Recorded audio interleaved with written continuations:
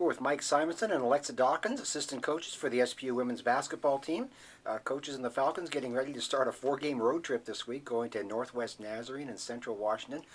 Mike, this is your first year working with women's basketball after working with the men's program at Washington State. Just talk about your experiences for the first two-thirds of the season or so here. It's been dramatically different. I came from Washington State University where I work with men. And for one, it's different in the area because I was in Pullman, Washington, very small town. Now coming back to Seattle, living back in the city, that's been an adjustment dealing with traffic. But two, working with their ladies has been a real pleasant surprise. It's been fun. The girls are fun to work with. We laugh and have jokes, and then we get to work every day. So that's been the best part of it, I think, is just the overall energy, getting to work with the girls. Okay. And Alexa, this is your first year of coaching after a very fine playing career. What's it been like for you?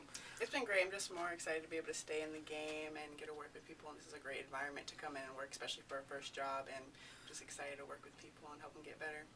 Was coaching always on your agenda, or is it something you just kind of got into?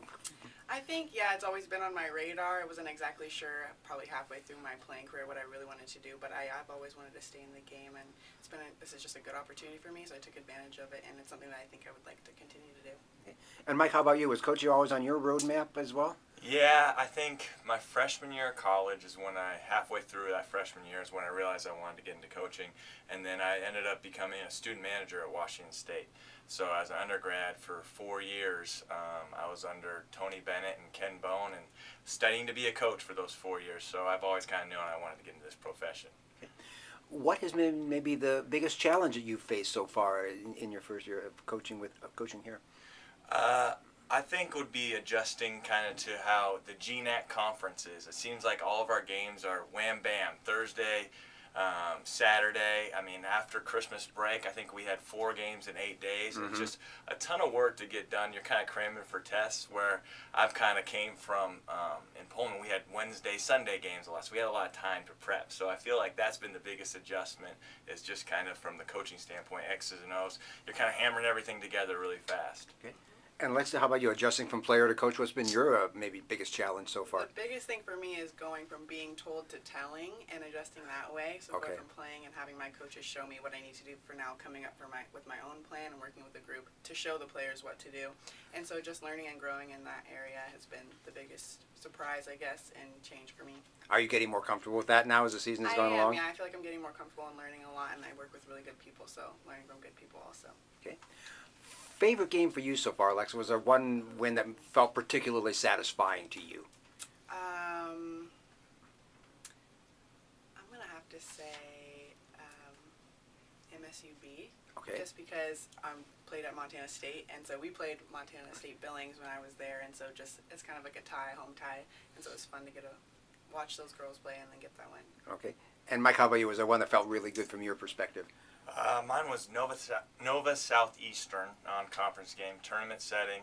We had one shoot-around to prepare for them, and they play very difficult.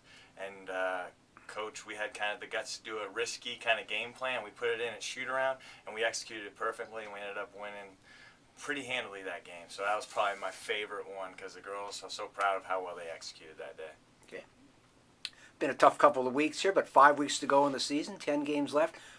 From your perspective, what's the biggest thing you would like to see happen over these next 5 weeks, Mike? I think just turning the corner on certain areas that we've been trying to get better at all year. I think if we can handle runs better, that's kind of the one thing we have talked about. I know Coach has been big on, is that if we can turn the corner in that area, we'll be very hard to beat down the stretch.